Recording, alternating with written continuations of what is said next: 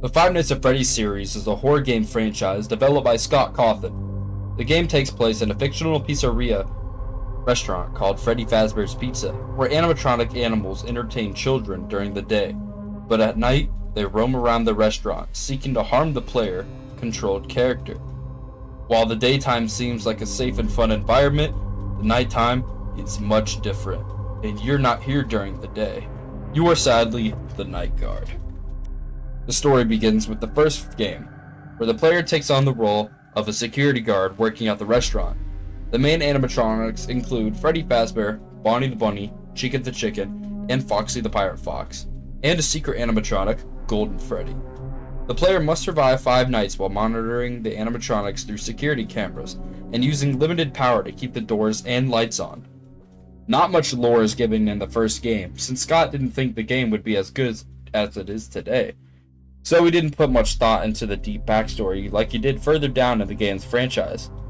But we do get a little insight in the game on night 4 when the phone guy calls us. Here's the phone call.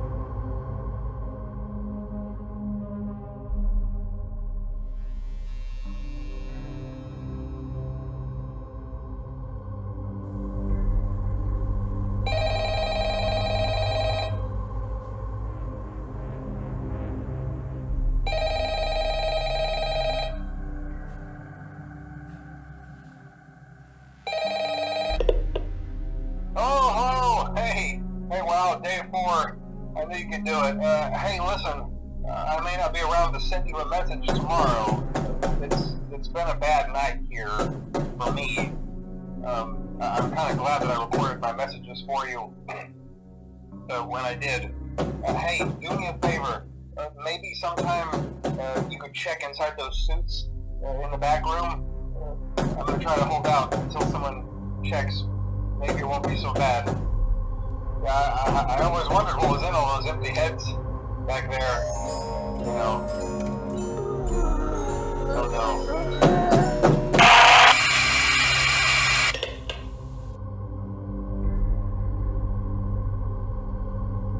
As you can hear from the audio, the phone guy sadly dies at the end of the call, but he gives us some really good information. He tells us that we should check inside the heads in the parts and service room. Now, we didn't know this at the time, but those suits were filled with the corpses of the dead children that William Afton killed. The phone guy then gets stuffed into an animatronic suit, as we can hear from the disturbing phone call on night 5.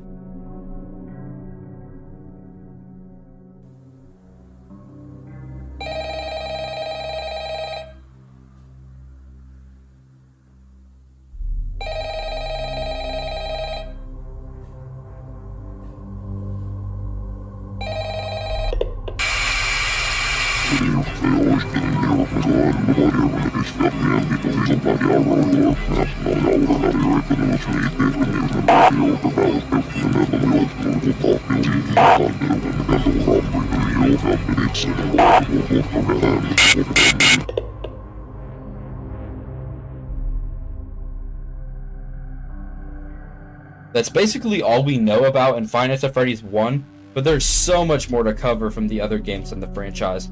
So let's get moving on to the second game, Five Nights at Freddy's 2.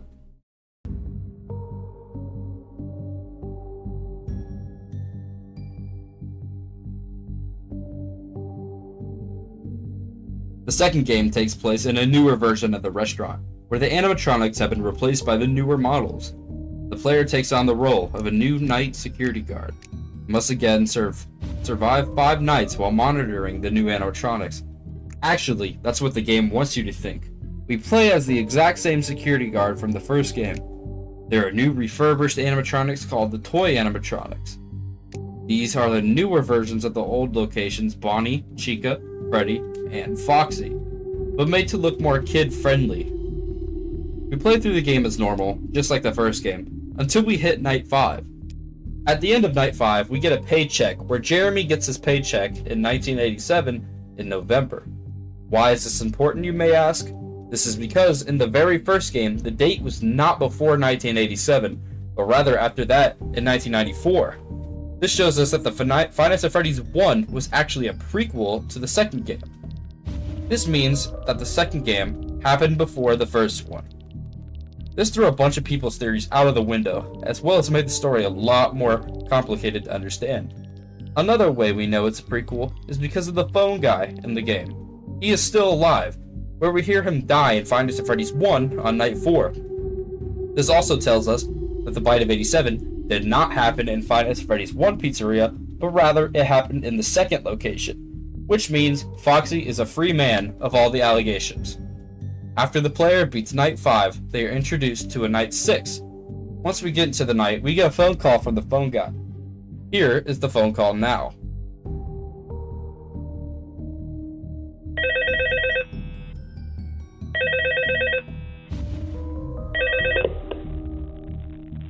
Hello. What on earth are you doing there? Didn't you get the memo? The place is closed down, at least for a while.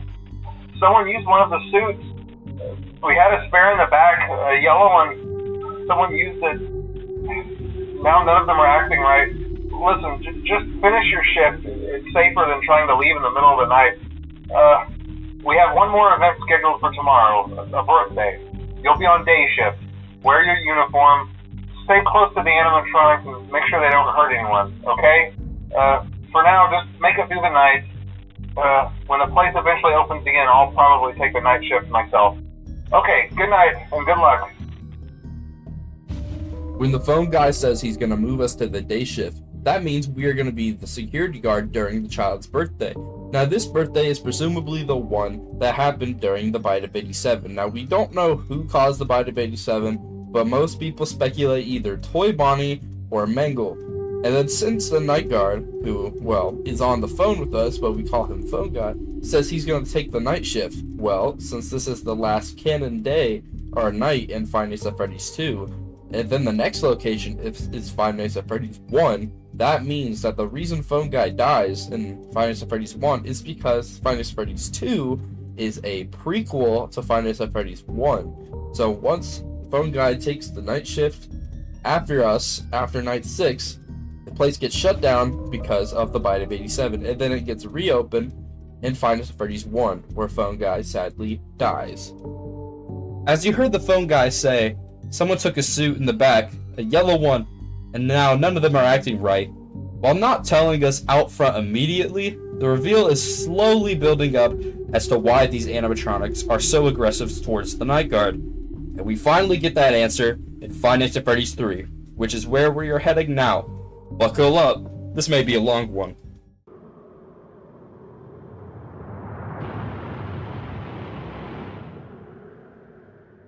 In the third game, the player takes on the role of a security guard working at a horror attraction based on the history of the original Freddy Fazbear's Pizza.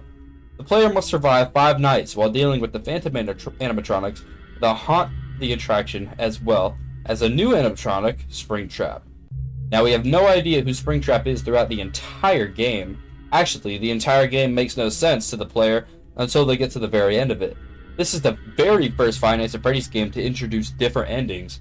There is a bad ending and a good ending. Now for the bad ending, you just play through the game normally and then beat it. Now, that would get you the bad ending. Why, you may ask? There's actually a pretty good reason for this.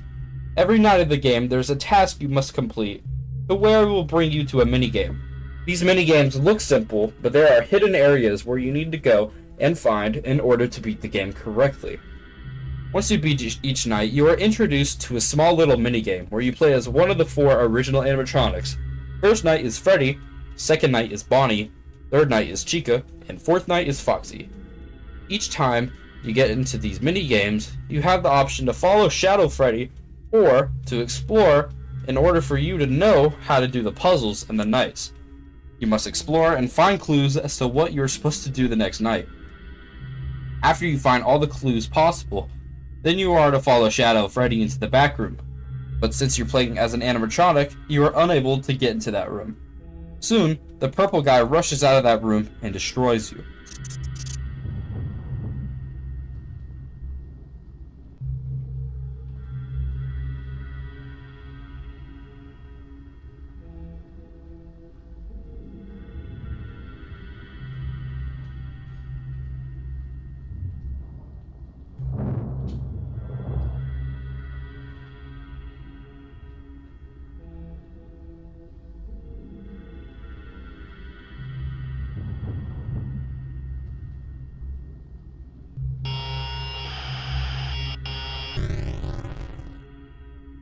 Why, you may ask?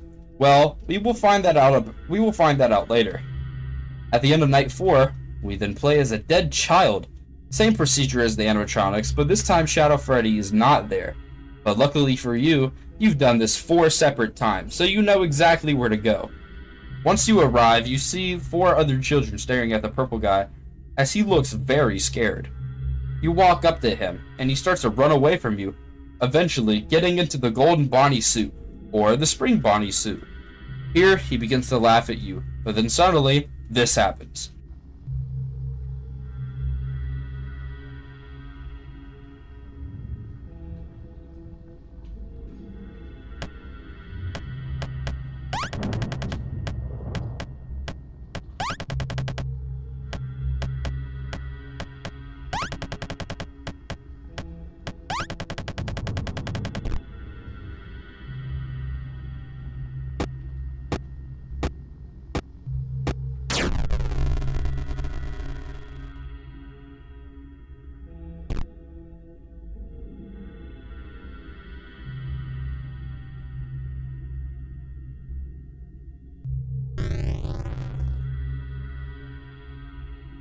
Yup, the purple guy got spring locked.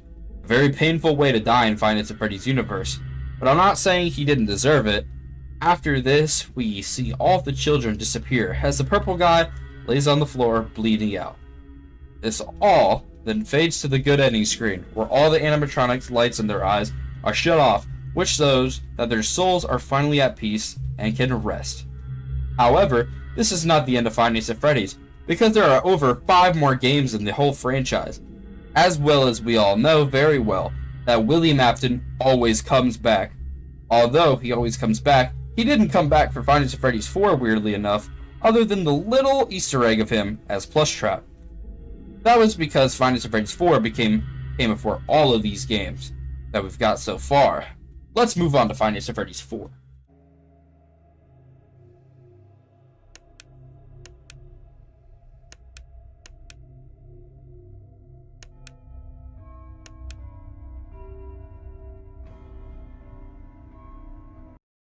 The 4th game takes place in the bedroom of a child who is being terrorized by nightmare versions of the animatronics.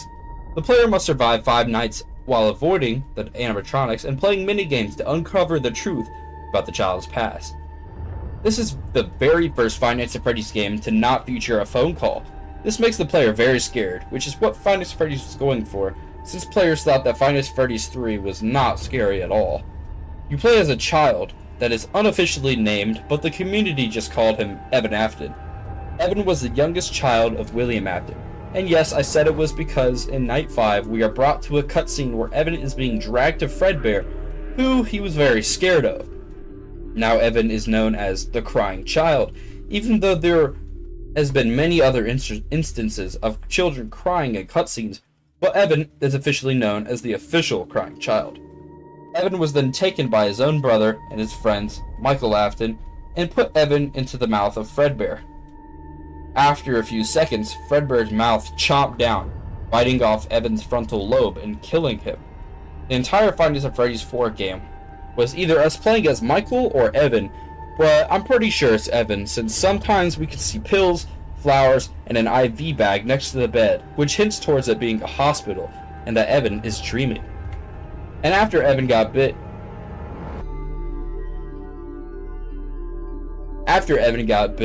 he was sent to a hospital and sadly succumbed to his injuries and died.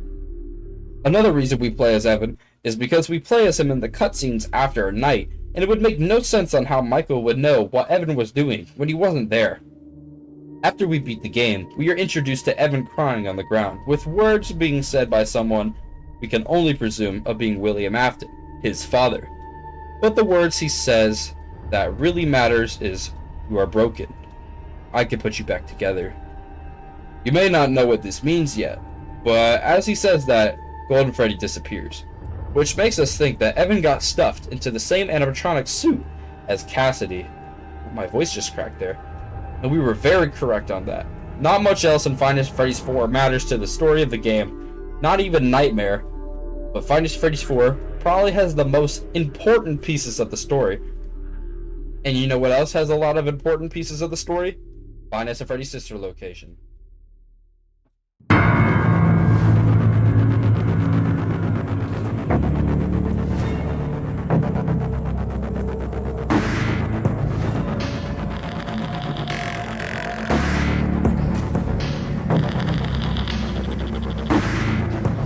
The fifth game, Find Us at Freddy's sister location, takes place in a new underground facility where animatronics are being developed for a new location. The player takes on the role of a technician and must survive 5 nights while dealing with the advanced animatronics. But we don't play as any ordinary technician. We actually play as William Afton's oldest child, Michael Afton, the same guy who killed his own brother by putting him inside of Fredbear's mouth. Anyways, we play as Michael exploring the sister location of the pizzeria, trying to find his little sister, Elizabeth Afton. It was either that reason or his father recommended the job to him for some unholy reason, but it's William Afton we are talking about, so he probably had some bad intentions.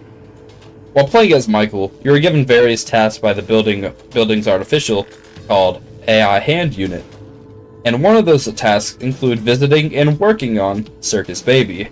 Although Circus Baby is still a bloodthirsty robot, she is unlike any of the other animatronics in the game.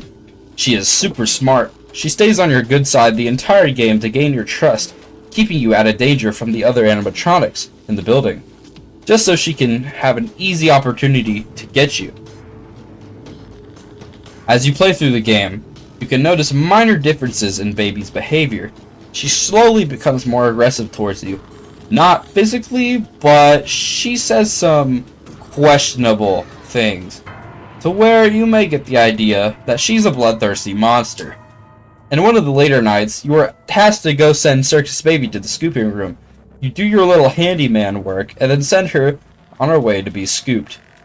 As she is traveling to the scooping room, she gives us directions to escape. However, this is when she turns evil.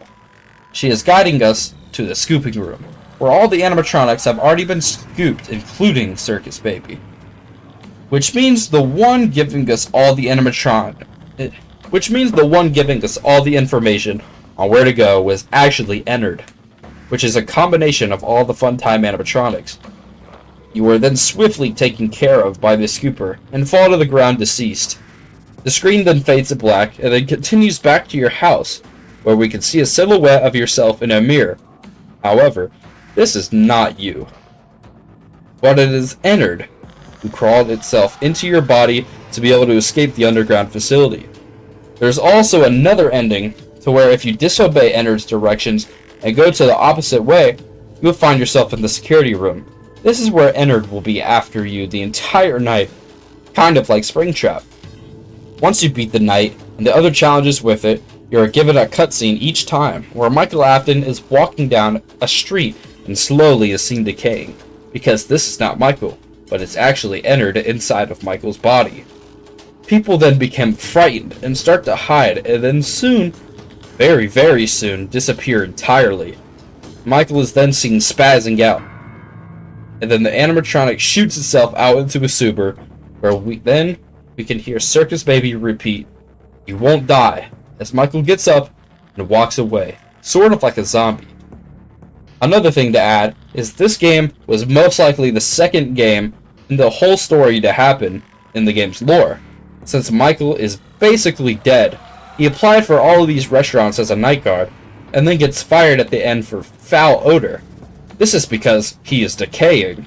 This goes for every time when he gets fired for either tampering with the animatronics trying to set the souls free, or because he smells so bad, like a rotting corpse, that they have no other choice than to fire him. Before we move on to Pizza Simulator, I have to tell you who Circus Baby really is. Circus Baby was a normal animatronic, but with some very dangerous abilities. When she was made, she had a piece of code in her system, where if there was one child in the room, then her stomach would open up and give the child ice cream. However, this was just a way to lure the child close to the animatronic. Once the child was close enough, the claw would grab the child and drag them inside of the robot. This sadly happened to the daughter of William Afton, Elizabeth Afton, as we can see her in Circus Baby's minigame, where if you are to beat it properly, Circus Baby leads her over to her with ice cream. and then uses the claw and grabs the child and drags them inside.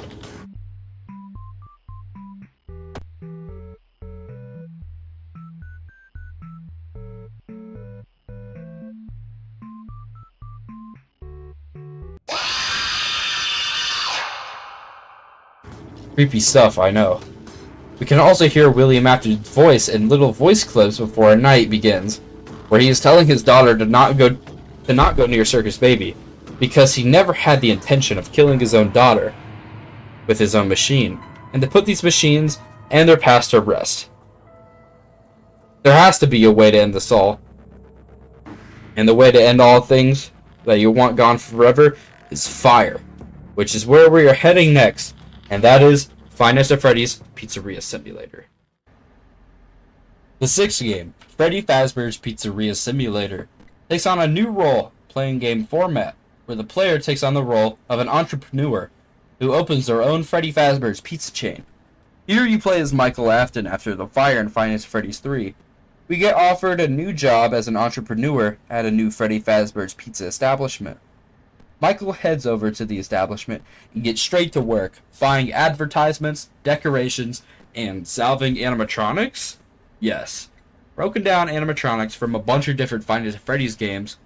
Here you have the option to either salvage the animatronic, where you will run it through tests and shock it if it gets aggressive, or you may throw it back into the alleyway and not get the salvage money from it. And it won't be inside your pizzeria roaming around, unlike if you were to salvage it. After you make your choice, you then enter the real game. Here's where you complete your tasks for the night, and then you may leave. There isn't a set time for you to leave, so once you complete all of your tasks, you can call it a day. However, your tasks may be easy, but they are often interrupted by the animatronics roaming the vents.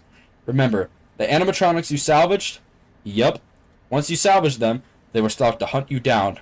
Every night, there's a new threat afoot, and that you will need to deal with. The game then repeats. You salvage an animatronic, or you don't. Then you play through the night. Rinse and repeat. Now this game has multiple endings, and some of them are fairly hard to get, so we won't be going over them all in this video, but maybe a later video. Today we're going to be focusing on the endings where you salvage all the animatronics, and the ending where you don't salvage any of the animatronics. Let's talk about when you don't salvage first. This entire game was a planned setup to get rid of William Afton by the mastermind himself, Henry Emily.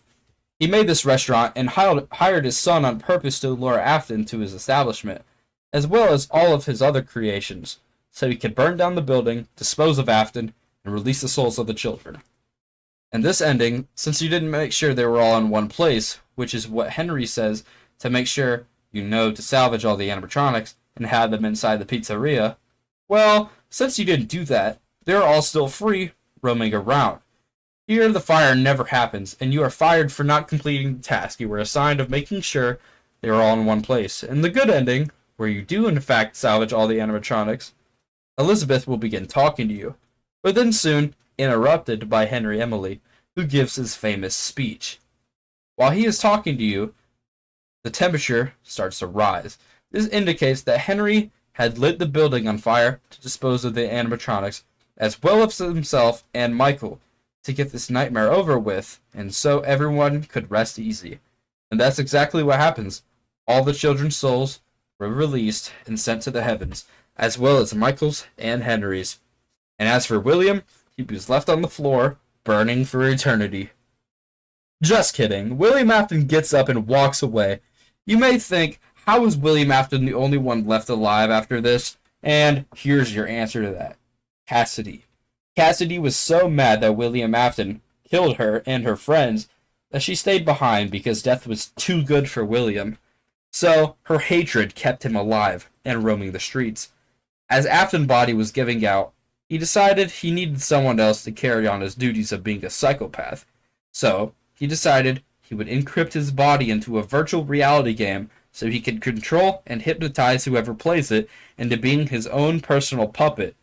And all of these events is what leads to Five Nights at Freddy's VR, or Five Nights at Freddy's Help Wanted.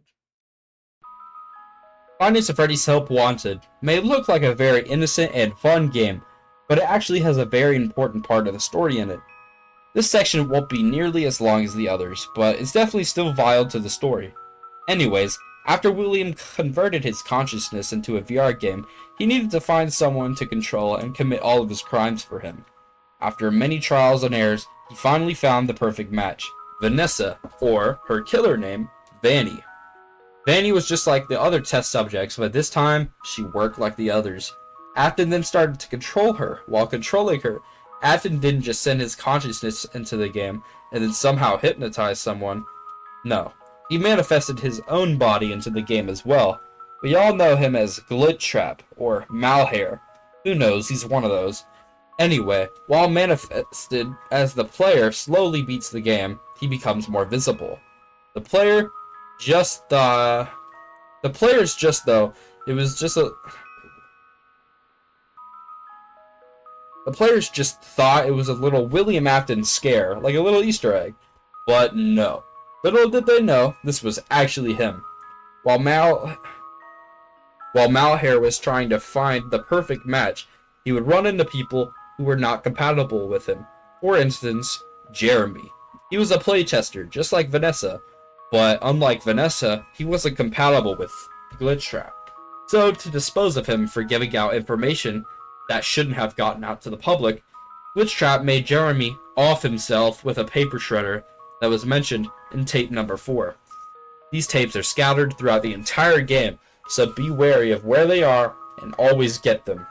They are really vital to the story. You then continue to play the game and find the secrets about Glitchtrap and the true meaning behind the game. Once you beat every level, a level is then unlocked named Pizza Party. This level is the final level of the vanilla game. It's a big maze inside of every Five Nights at Freddy's location, where you have to navigate until you reach the end. Here you're in sort of a backstage area with cake, pizza, and a few withered animatronics. Then in front of you, the curtains will slide open, revealing Glitchtrap. But this time, he is in natural form. You must then follow him through the curtains to only show a microphone in your hand, as well as you being on stage. Yup. You've been stuffed into a Freddy suit by Glitchtrap. The credits roll as he dances around in the background. This is the canon ending, and the only ending we will be going over in this video. If you'd like me to explain every ending in every Five Nights at Freddy's game, please make sure to hit the subscribe button, leave a like, and turn on notifications. That wraps up Five Nights at Freddy's Help Wanted. Well, that would be the case until the Halloween DLC was dropped. Here, the same principle as before. Play the games, but this time there was no Glitchtrap, and there was no tapes. That's because there is something much bigger that resides here, in Grim Foxy's corn maze. After you collect all the keys, you then need to make your way to the bunker. There you will find a very offsetting white rabbit mask. You then need to leave the corn maze with the mask in your hand.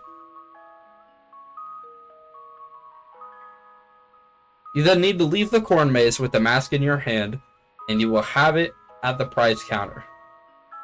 Now, once you have this, then you need to go to the prize counter and put on the mask and hold the Glitchtrap plush. You can get the Glitchtrap plushie by doing one of the many endings in the game. Then, you will hear faint whispering of two people talking back and forth. These two people happen to be Vanny and William Afton. Their conversation doesn't have much to go on, other than Afton begging Vanny to get him out of a limbo that he was sent in. She agrees, and then it goes dark. The game ends, and then nothing happens. And that's the end of William Afton. Just kidding, because Five Nights at Freddy's Security Breach got released. Promised myself I wouldn't talk about this game that much on the channel, but I suppose I have no choice. Fnaf Security Breach. Games where I could make countless videos of, but I choose not to. Here we play as a little boy named Gregory, who locked himself away inside of Glamrock Freddy after he malfunctioned on the stage, and entered his room with him. The entire game is focusing on getting Gregory out of the pizzeria, and it's the first Five Nights at Freddy game that's free roam. At least that's neat.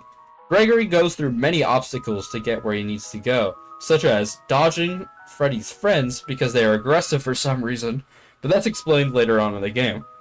Since Freddy is fodder in this game, You have to steal from his friends to make him stronger because he has nothing special about him in this game whatsoever. You have to take Monty's claws by breaking him. You have to take Chica's voice by breaking her. And you have to take Roxy's eyes by breaking her. Remember, you are a 10-year-old boy who's destroying these killing machines no sweat. You at least scale to superhuman. Anyways, once Gregory upgrades Freddy enough, you can then head down through the massive hole in the floor, where you find either the original restaurant, Fazbear's Fright, or Finest Freddy's 6 Pizzeria. I honestly have no idea which one it is. But other than that, you explore a little bit, and then there's a small cutscene that plays. We are then introduced to yet another version of Springtrap, who at least looks better than old Scraptrap, but he is seen emerging from a charging station with razor-sharp claws, until suddenly, Freddy starts going nuts. Apparently Burntrap can control the animatronics at will, which is what he has been doing for the others, but since Freddy glitched on stage while he started to control them, Freddy was not affected. You then have to listen to noise cadences in order to know who to avoid in the tiny room that you're in, with 2 doors on the floor and 1 vent above the cameras. As you are doing this, you have to slowly light Burntrap on fire. Once you fully burn him, you get a cutscene where he is chasing you through the fire, and then suddenly he gets grabbed by this weird thing. I think it's called the Blob. And here is where Springtrap's story ends. For now, as of. And here is where Springtrap's story ends for now, as well as Five Nights at Freddy's. Until the movie comes out, which is on October 27th, 2023. Get your tickets, everybody. Thank you all so much for watching this video. This video took an insanely long amount of time to make, so if you could please bless me with a like, hit that subscribe button and turn on notifications. That would be amazing. Also, leave a comment down below and let me know what you think of the video. Also, give me some ideas for a future video so I never leave you guys without a video. Thanks for watching, I'll see you all later. Peace!